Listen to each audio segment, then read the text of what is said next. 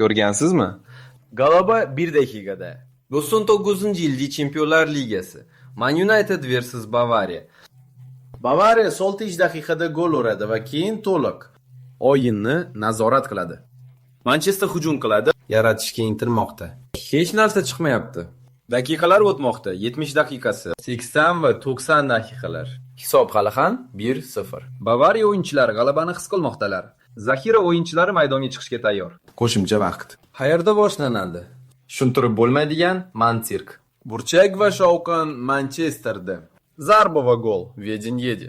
Bavariya darhol o'zini tiklay olmaydi. Yana bir hujum, yana burchak, kurash va yana bir gol. 2-1. Final 1 daqiqada o'zgaradi. Bavariya futbolchilari yiqilib qoladi. Nima bo'lganini tushunmay. Manchester mukofot taqdim etadi. Yo'qotilgan narsalar. Bu oddiy g'alaba emas. Bu eslatma futbolda hamma narsa o'zgarishi mumkin. Har qanday paytda. Qanday hikoyalar bor? Izohlaringizni yozing. Hikoyalarni xohlasangiz, yangi o'yinlar prognozlari Telegram kanalimi obuna bo'ling. Havola profili yuqorida joylashgan.